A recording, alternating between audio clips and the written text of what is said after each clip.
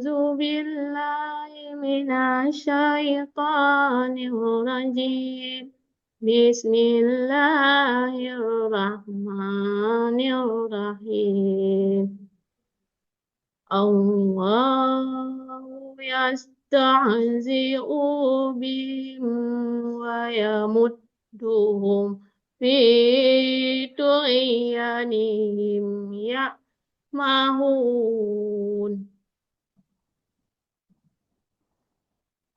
في طغيانهم يعمهون أولئك الذين اشتروا الضلالة بالهدى وما رضيت tijaratuhum wa ma kanu muhtadin. Assalamualaikum warahmatullahi wabarakatuh. Waalaikumsalam warahmatullahi wabarakatuh. Baiklah, hari ini sedikit saya ingin mempresentasikan hasil P5 PPRA. Jadi di sini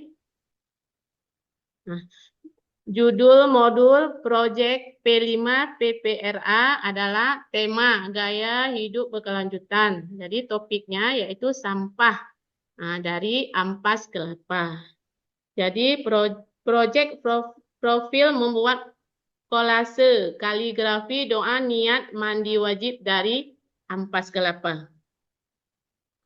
Jadi di sini ada aktivitas yaitu satu memperkenalkan kepada peserta didik bahwa kaligrafi itu bisa dibuat dari ampas kelapa dan bisa dengan sampah-sampah yang lain. Yang kedua, memberikan penjelasan bahwa pentingnya dalam menghafal doa mandi wajib dalam kehidupan sehari-hari.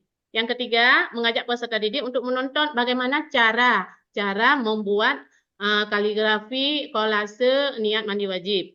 Jadi peserta didik itu harus berdiskusi dulu karena dikerjakan secara kelompok. Karena harus berdiskusi karena warna apa yang sesuai dengan keinginan mereka. Jadi kontekstualisasi sini adalah menggali permasalahan lingkungan di sekitar kita. Jadi mempersiapkan bahan-bahan dan alat-alatnya dan membuat kolase dari berbagai bahan yang dapat didaur ulang. Jadi bukan dari ampas kelapa saja, bisa dengan bahan-bahan yang lain. Yang selanjutnya ada aksi. Jadi guru di sini yang pertama dulu menyiarkan video. Dari video itu anak-anak bisa membuat cara membuat kaligrafi dengan baik. Jadi dikerjakan secara berkelompok dan membagikan LKPD. Guru menyediakan bahan-bahan dari ampas kelapa, lem, serta karton yang berwarna-warni. Jadi disediakan oleh guru. Yang selanjutnya refleksi. Jadi refleksi, guru menanyakan kepada peserta didik itu bagaimana tanggapan mereka dalam membuat kolase kaligrafi dan sampah-sampah apa saja yang bisa didaur ulang. Jadi tindak lanjut yang terakhir ini adalah tindak lanjut, yaitu menyusun langkah-langkah strategi untuk memperbaiki. Mungkin ada siswa-siswi yang belum paham. Jadi yang selanjutnya membiasakan peserta didik itu membuat kolase kaligrafi. Mungkin dengan kita berbuat kolase itu keaktifan anak-anak bisa meningkat. Jadi termotivasi, bisa meningkatkan keterampilannya. Guru menyampaikan bahwa manfaat sampah yang bisa didaur ulang itu bisa dipraktekkan. Bisa dipraktekkan dalam kehidupan sehari-harinya. Cuma ini Pak, P5-nya Pak.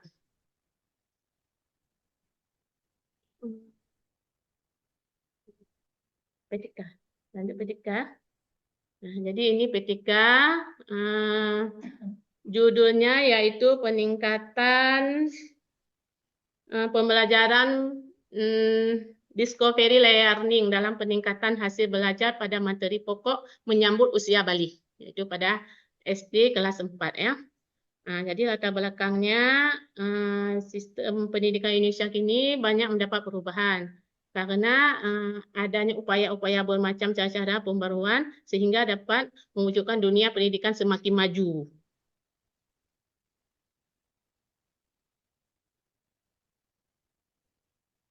Di sini metode pembelajaran penemuan discovery. Jadi discovery ini ada model pembelajaran bahwa peserta didik itu langsung bekerja, berdiskusi, membaca sendiri, mencoba sendiri, dan mengamati tanpa ada guru. Guru di situ cuma sebagai teman.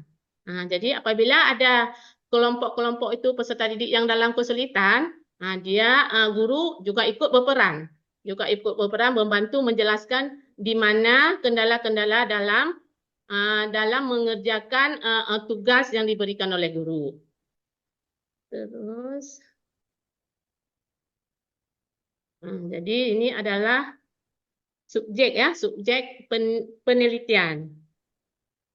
Jadi subjek penelitian ini yaitu materi pokok tentang usia bali. Jadi rancangan penelitian pada PTK ini adalah tentang memperbaiki praktek pembelajarannya dalam proses belajar mengajar. Tujuannya untuk apa? Yaitu meningkatkan praktek pembelajaran secara berkesinambungan. Tujuannya untuk apa? Yaitu menumbuhkan budaya di kalangan guru.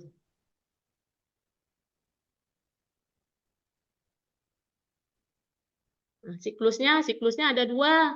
Jadi siklus satu itu yaitu pemahaman peserta didik itu mengenal penerapan awal. Jadi siklus kedua itu berdasarkan hasil refleksi dari siklus pertama, yaitu menggunakan strategi yang lebih efektif untuk meningkatkan peserta didik.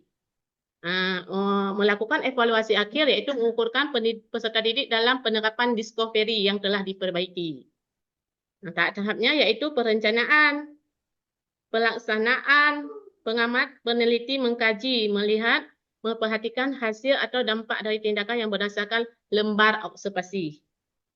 Refleksi yang refleksi ulang yang terjadi pada siklus pertama dapat menghasilkan lebih sempurna di siklus kedua.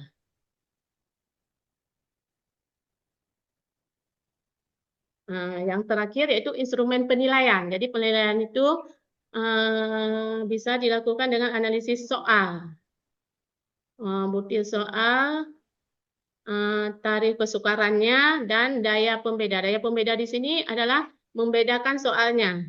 Kemampuan anak itu kan berbeda-beda. Jadi, terima kasih, Pak. Ya, Mahun. Baik.